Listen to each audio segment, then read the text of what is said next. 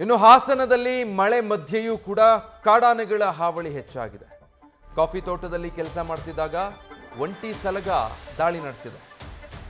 ಈ ಸಂದರ್ಭದಲ್ಲಿ ರೈತ ಮರ ಹತ್ತಿ ತಮ್ಮ ಪ್ರಾಣ ಉಳಿಸಿಕೊಂಡಿದ್ದಾರೆ.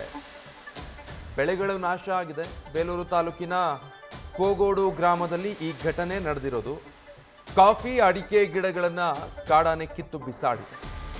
ಒಂದು ಕಡೆ ಅತಿ ಹೆಚ್ಚು ಮಳೆ ಆಗ್ತಾ ಇದೆ, ಮಳೆಯಿಂದ ಅವಾಂತರಗಳು ಸೃಷ್ಟಿಯಾಗ್ತಾ ಇದೆ ಒಂದು ಕಡೆ.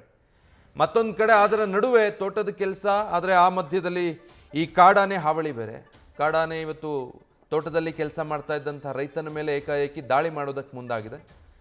ತಕ್ಷಣ ಮರ ಏರಿದ್ದಾರೆ ರೈತ, ಪ್ರಾಣಾಪಾಯದಿಂದ ಬಚಾವಾಗಿದ್ದಾರೆ. ಮಳೆ ಜೊತೆಗೆ ಕಾಡಾನೆಯ ಕಾಟ ಬೇಲೂರು ತಾಲೂಕಿನ ಕೋಗೋಡು ಗ್ರಾಮದಲ್ಲಿ ನಡೆದಿರುವಂಥದ್ದು. ಬೆಳೆ ನಾಶ ಆಗಿದೆ. ಕಾಫಿ ಮತ್ತು ಅಡಿಕೆ ಗಿಡಗಳನ್ನು ಗಜರಾಜ ಕಿತ್ತು ಬಿಸಾಡಿದ್ದಾನೆ.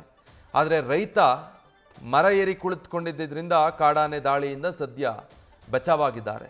ಈ ಹಾಸನದ ಬೇಲೂರು ಭಾಗದಲ್ಲಿ ವರ್ಷ ಪೂರ್ತಿ ಆಗಾಗ ಈ ರೀತಿ ಕಾಡಾನೆಗಳ ಹಾವಳಿ ವರದಿ ಆಗ್ತಾನೆ ಇರುತ್ತೆ.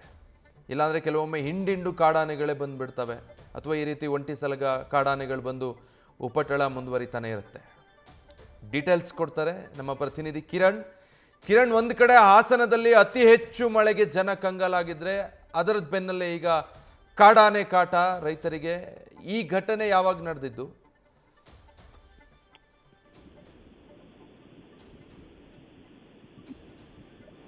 ಹಾಸನ ಜಿಲ್ಲೆಯಲ್ಲಿ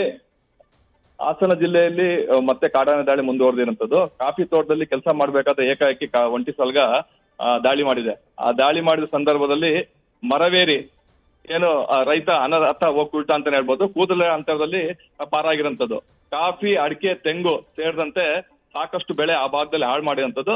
ದೈತ್ಯಾಕಾರದ ಕಾಡಾನೆ ಬಂದಿದ್ ಕೂಡಲೇ ಅಲ್ಲಿಂದ ರೈತ ಪರಾರಿಯಾಗಿದೆ. ಮತ್ತೆ ಅಲ್ಲಿ ಆ ಭಾಗದಲ್ಲಿ ಒಂದ್ ರೀತಿ ಆತಂಕದ ವಾತಾವರಣ. ಒಂದ್ ಕಡೆ ಸಾಕಷ್ಟು ಕಾಡಾನೆಗಳ ದಾಳಿಯಿಂದ ಸಾಕಷ್ಟು ಜನ ಮೃತಪಟ್ಟರೆ, ಇನ್ನೊಂದೆಡೆ ಬೆಳೆ ಕೂಡ ಹಾನಿ ಆಗ್ತಾರಂತ. ಎಲ್ಲಾ ಕಾರಣದಿಂದ ತಕ್ಷಣ ಅಲ್ಲಿ ಸಂಬಂಧಪಟ್ಟ ಅಧಿಕಾರಿಗಳು ಮತ್ತು ಅರಣ್ಯ ಅಧಿಕಾರಿಗಳಾಗ್ಲಿ ಮತ್ತೆ ಸಂಬಂಧಪಟ್ಟ ಇಲಾಖೆಯವರು ಬರ್ಬೇಕು, ಮತ್ತೆ ಸೂಕ್ತವಾದ ಕ್ರಮ ಕೈಗೊಳ್ಬೇಕು ಅಂತ ಗ್ರಾಮಸ್ಥರು ಆಗ್ರಹಪಡಿಸ್ತಾರಂತದ್ದು. Thank you Kiran.